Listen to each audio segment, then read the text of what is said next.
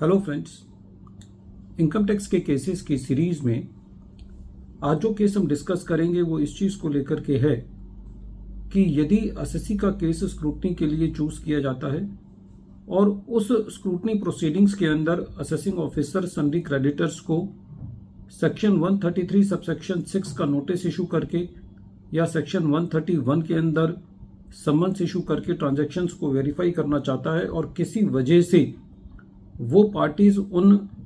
Notice का comply नहीं करते और यदि एसएससी उन पार्टीज की ट्रांजैक्शंस को otherwise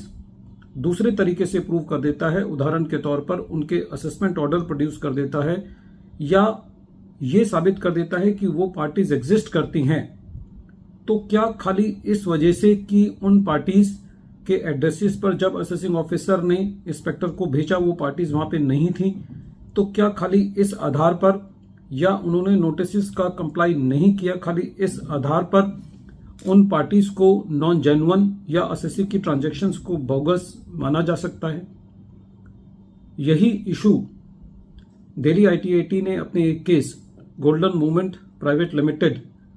versus assistant commissioner of income tax के केस में डिसाइड किया। ये case 115 ITR tribunal short note 87 पर रिपोर्ट हुआ और इस केस का जजमेंट 10 अक्टूबर 2024 को आया। फ्रेंड्स, प्रेजेंट केस बहुत ही इंटरेस्टिंग है और इसमें एसएससी ने ऐसे डॉक्यूमेंट्स को प्रोड्यूस किया जनरली जो असेसमेंट प्रोसीडिंग्स के अंदर एसएससी प्रोड्यूस नहीं करता, लेकिन एसएससी अपनी पार्टीज का सेक्शन 133 सबसेक्शन 6 का कंप्लायंस नहीं करा पाया था, ना उन पार्टीज ने 131 के समन्स को पे अपीयर हुए थे, तब भी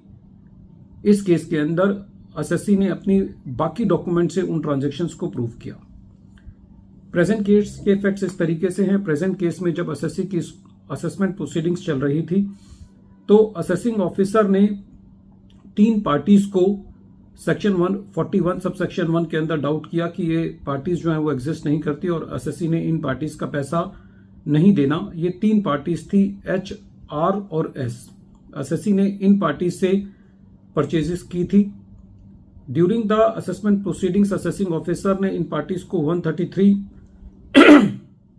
सबसेक्शन 6 का नोटिस भेजा जिनका कोई रिस्पांस नहीं आया। उसके बाद असेसिंग ऑफिसर ने इन पार्टीज को सेक्शन 131 का नोटिस भेजा, जुरिसडिक्शनल इंस्पेक्टर को भेज करके प्लेस को वेरीफाई कराया, जो कि वेरीफाई नहीं हुआ। जुरिसडिक्शनल इंस्पेक्टर ने जब प्लेसेस को विजिट किया तो उसने ये रिपोर्ट लगाई कि उन प्लेसेस पर वो क्रेडिटर्स एग्जिस्ट नहीं करते। बाद में एसएससी ने उन क्रेडिटर्स के लिए 3 पार्टीज को प्रोड्यूस किया, वी, एस, ए और ए, जिसमें से एसएससी का ये कहना था कि ये 3 लोग उन पार्टीज के अकाउंटेंट्स हैं, लेकिन असेसिंग ऑफिसर ने ये पाया कि वो उनके अकाउंटेंट्स भी नहीं थे। कहने का मतलब कि एसएससी ने एक मैनिपुलेटिव टेक्निक यूज करी उन पार्टीज को प्रोड्यूस करके जो पार्टीज वो नहीं थी।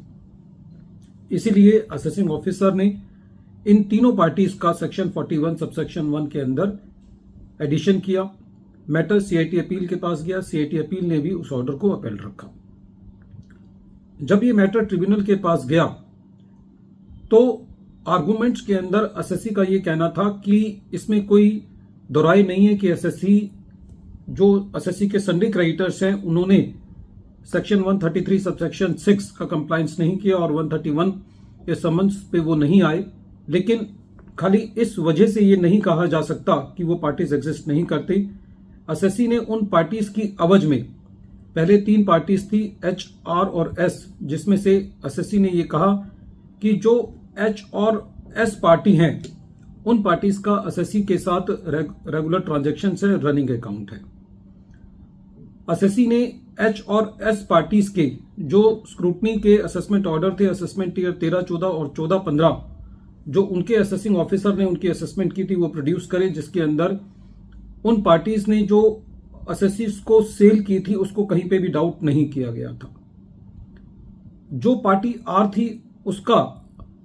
हालांकि एसएससी कोई असेसमेंट ऑर्डर नहीं दे पाया था, लेकिन एसएससी ने जो थर्ड पार्टी थी आर, उसके लिए सेल इनवॉइसेस दिए, बैलेंस शीट दी, इनकम टैक्स के रिटर्न की कॉपी दी, टैक्स ऑडिट रिपोर्ट दी,